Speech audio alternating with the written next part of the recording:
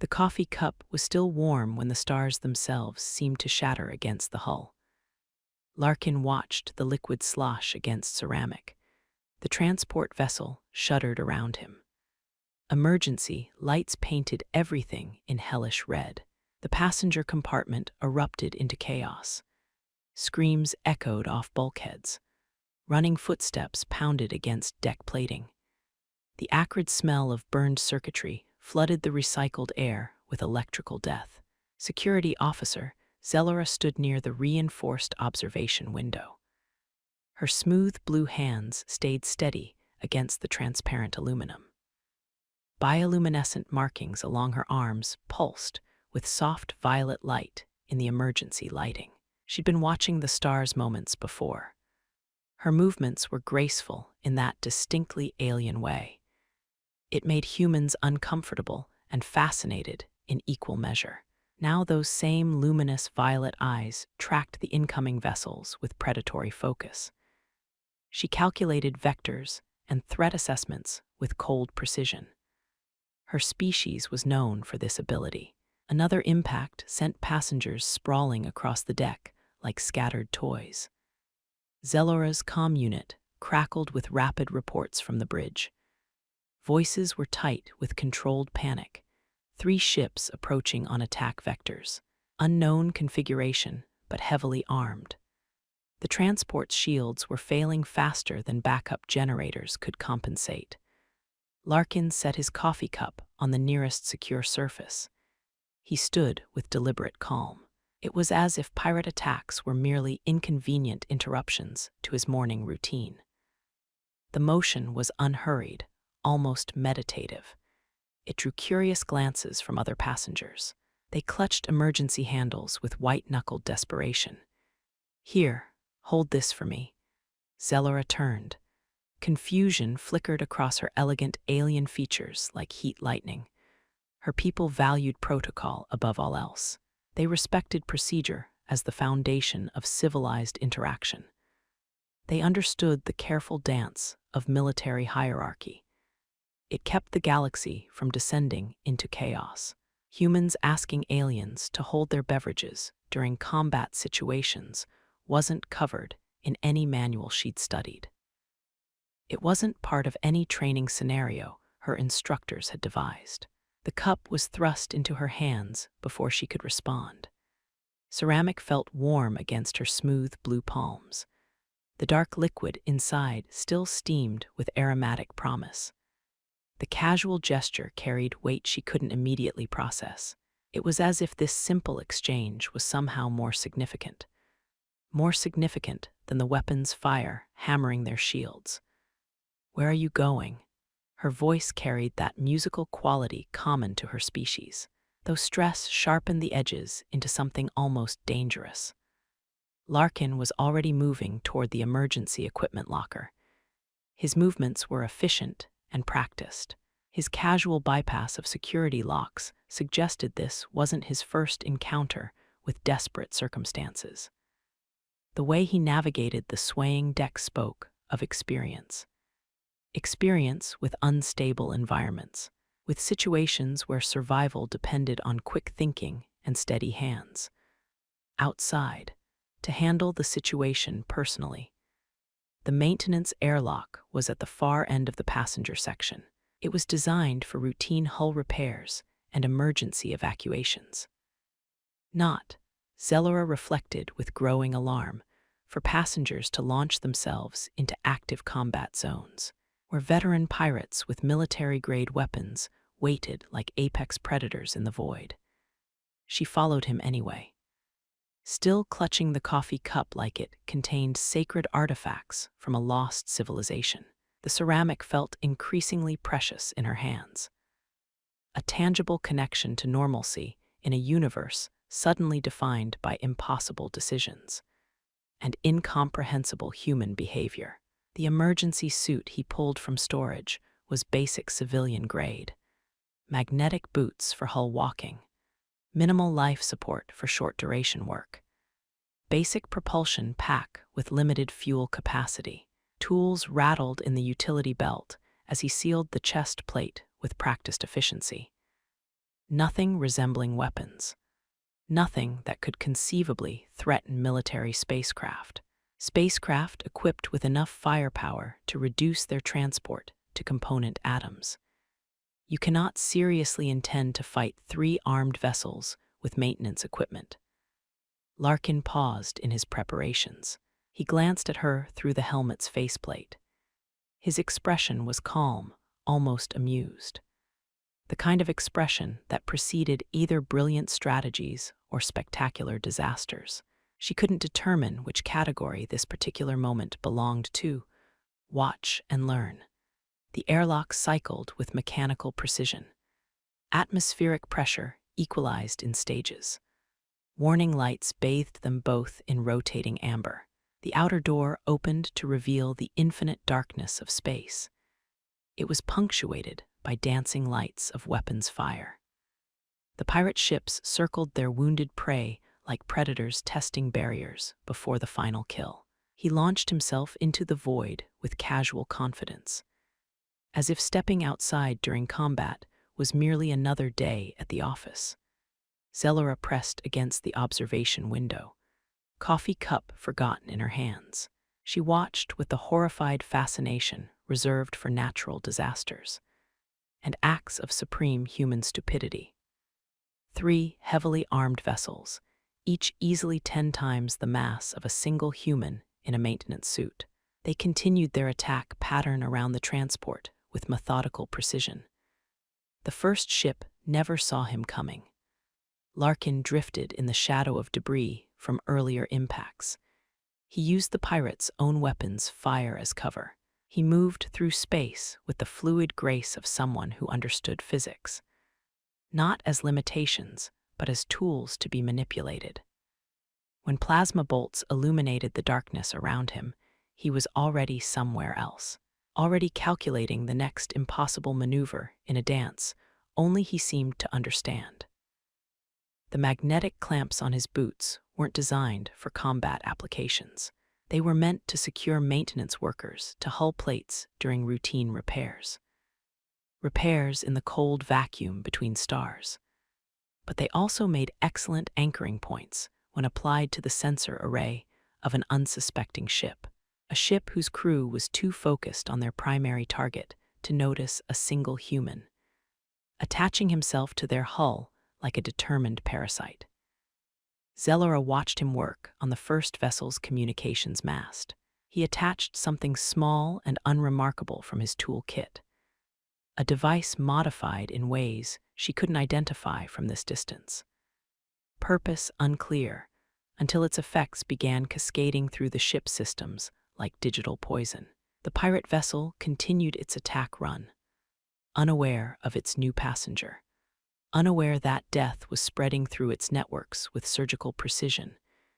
Then its engines cut out with sudden finality.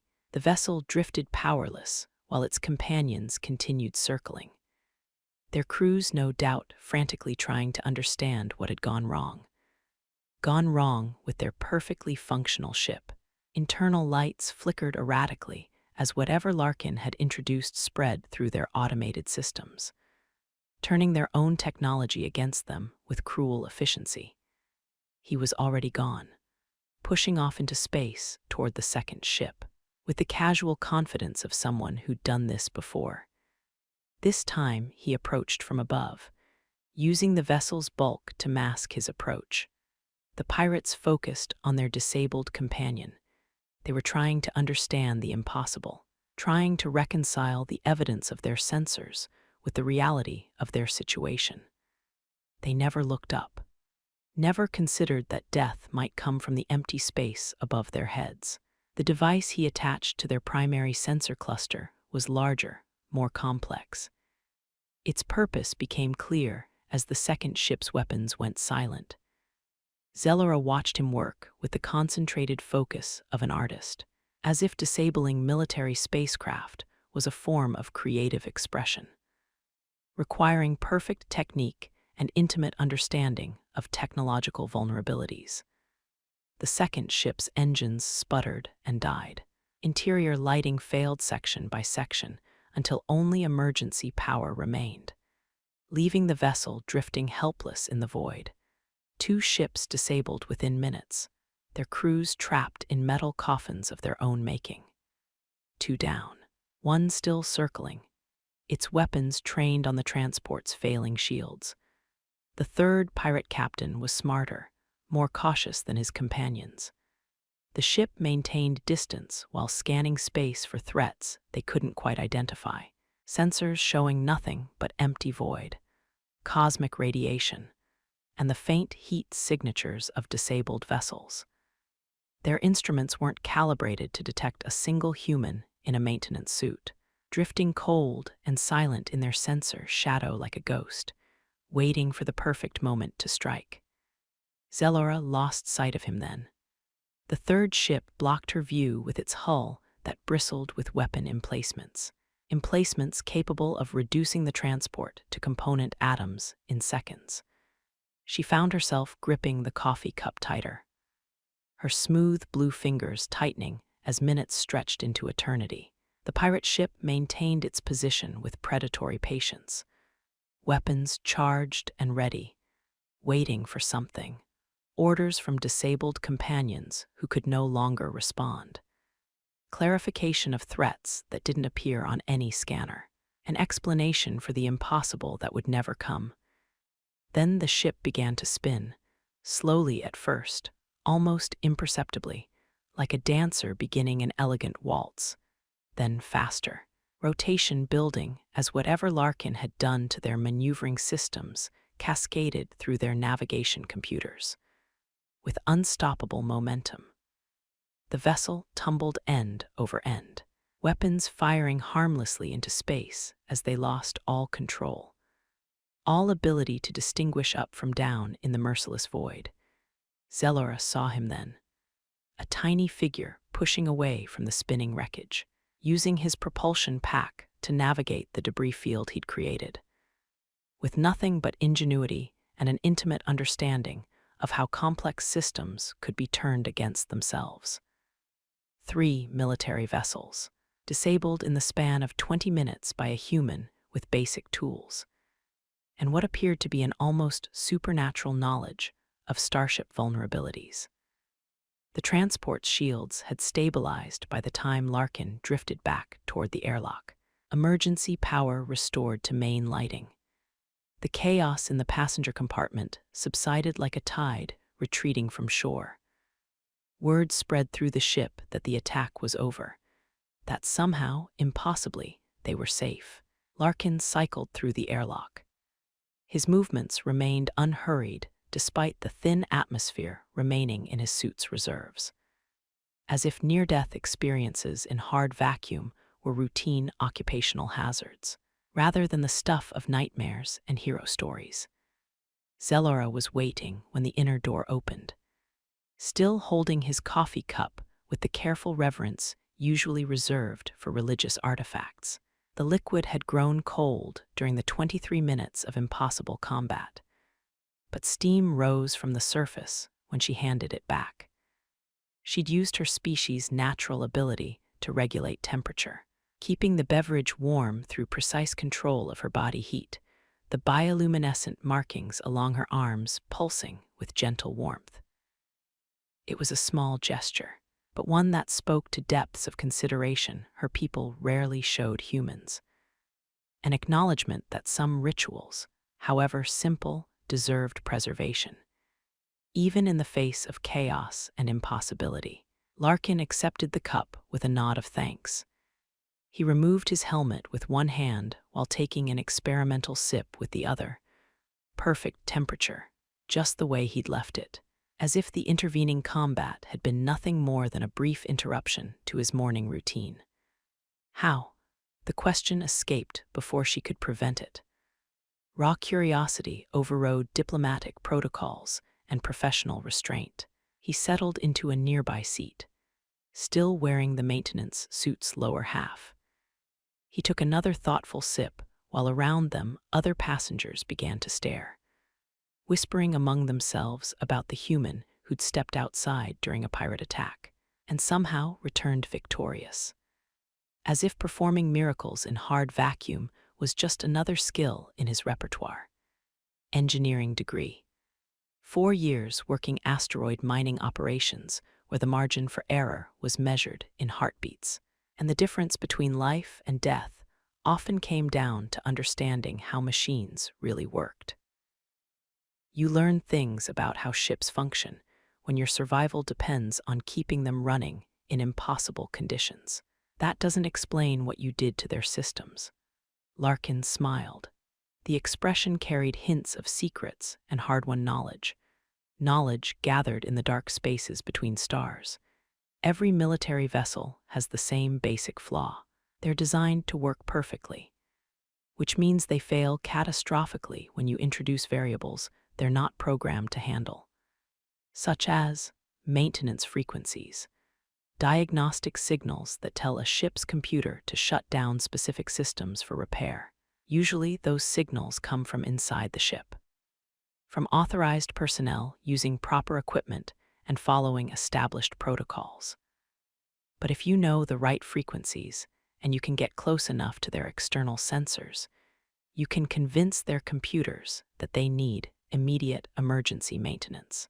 He gestured toward the observation window, where the 3 pirate ships still drifted helplessly in space, like broken toys abandoned by careless children. Military vessels have the most sophisticated automation systems in known space, designed to handle every conceivable scenario with perfect efficiency, which makes them the most vulnerable to anyone who understands how those systems really work, how they can be turned against themselves with surgical precision. Zellora studied him with new appreciation. Violet eyes cataloging details she'd previously overlooked in her initial assessment. The calloused hands that spoke of manual labor in harsh environments, the steady competence in how he moved through space. It suggested intimate familiarity with vacuum and danger.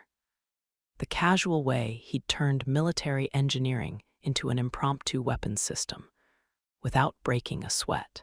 Her people respected strength in all its forms, but they revered intelligence above all else. The human sitting across from her, sipping coffee as if he hadn't just accomplished the impossible, represented something her species rarely encountered. In their careful exploration of the galaxy, practical genius combined with absolute fearlessness, wrapped in a package so unassuming that most beings would dismiss him as irrelevant. The coffee had gone cold again by the time rescue vessels arrived to collect the disabled pirates, their crews no doubt struggling to understand how 3 military-grade ships had been reduced to drifting scrap by what appeared to be equipment failure. Zellora heated it once more, her smooth blue skin warming to precisely the right temperature, while she watched Larkin explain the situation to security officials, who kept looking between him and the drifting ships with expressions of disbelief. She was beginning to understand why humans were considered both fascinating and terrifying by every other species they'd encountered. In their brief but explosive expansion across the galaxy, they took impossible situations and treated them as engineering problems requiring creative solutions, refusing to acknowledge conventional limitations as anything more than interesting challenges to overcome. When the interviews were finished and the transport resumed course toward its destination, Larkin returned to his seat near the observation window. The stars looked the same as before, distant points of light in the infinite darkness, but something fundamental had changed in the space between them. Zellora found herself studying his profile, the way he held the ceramic cup like it anchored him to normal routines. In a universe suddenly full of new possibilities. "Your coffee is getting cold again." She reached for the cup. Her scaled fingers brushed against human skin as she took it from his hands. The brief contact sent warmth spiraling through her nervous system, a reaction she'd never experienced with her own species, something that spoke to biological compatibility on levels she hadn't known existed. Zellora heated the beverage once more, holding it carefully while she processed emotions that had no equivalent in her language. Fascination with his casual competence, respect for his refusal to acknowledge impossibility, something deeper that made her pulse quicken and her bioluminescent markings glow brighter with violet light, betraying internal states she'd been trained to conceal. When she handed the cup back, their fingers touched again with deliberate intention. This time, neither pulled away, both acknowledging the electric current that seemed to flow between them whenever they made contact. The human who could disable military spacecraft with basic tools was watching her, with an expression of quiet interest, as if she represented a puzzle worth solving, rather than just another alien to be catalogued and dismissed. The security officer, who'd always prized efficiency and protocol, found herself wanting to understand how his mind worked. What experiences had shaped such casual competence in the face of overwhelming odds? The transport continued toward its destination, while they sat together in comfortable silence, sharing warmth and the lingering traces of perfectly heated coffee. Outside the observation window, 3 disabled pirate ships tumbled slowly through space, testament to what happened when human ingenuity met circumstances that should have been impossible to overcome.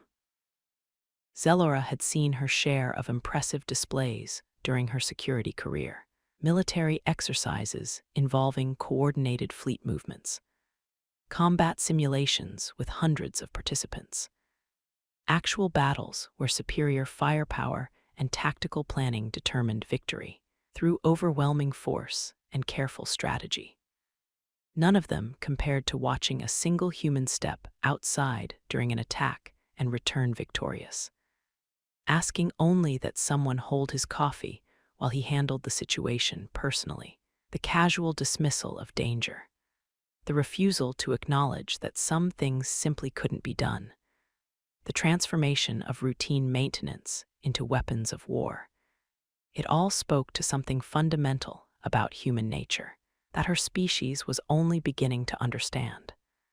She was beginning to suspect that humans might be the most dangerous species in known space, not because of their technology or their numbers, but because they refused to acknowledge when something was supposed to be impossible. They looked at limitations and saw suggestions. They treated obstacles as invitations to creativity. The coffee had gone cold one final time when they reached port, docking procedures initiated with mechanical precision, while passengers prepared for disembarkation. This time, Larkin didn't ask her to warm it. He simply smiled and thanked her for keeping it safe, as if her small gesture had meant more than the impossible victory he'd achieved in the void. Zellora realized she would have held that cup for him forever if he'd asked. The human who treated space combat like routine maintenance had fundamentally altered her understanding of what was possible when someone refused to accept limitations as absolute truths. As passengers disembarked into the busy corridors of the space station, she found herself hoping their paths would cross again. Larkin paused at the airlock threshold, turning back with that same quiet intensity that had preceded his impossible spacewalk. "I have a feeling we'll be seeing each other again soon." Something in his tone made her bioluminescent markings flicker with anticipation. Before she could ask what he meant, her comm unit erupted with urgent priority signals. Command frequency, eyes-only classification, the kind of transmission that arrived only when the galaxy was about to shift beneath everyone's feet. Zellora glanced at the display, her violet eyes widening as she processed the impossible data streaming across her screen. Fleet movements, coordinates, a massive operation already in motion, converging on their exact location with military precision. That spoke of planning months in advance. This wasn't coincidence. When she looked up, Larkin was gone, vanished into the crowd like smoke dissipating in vacuum, but his coffee cup remained on the seat beside her. still warm despite the laws of thermodynamics, steam rising in patterns that seemed almost like signals, in an alien language she couldn't quite decipher. Her comm unit chimed again. New data, priority override. Target confirmed, asset acquired, phase 2 initiating. The empty coffee cup began to vibrate with subsonic frequencies. That made her bioluminescent markings pulse with electromagnetic resonance. Somewhere in the space station's depths, systems she'd never heard of were coming online. With the quiet hum of technology far more advanced than anything in the standard databases. Zelora stared at the cup, understanding dawning like a cold star igniting in the darkness of her mind. The pirate attack, Larkin's impossible victory, the perfectly heated coffee that defied physics. None of it had been coincidence.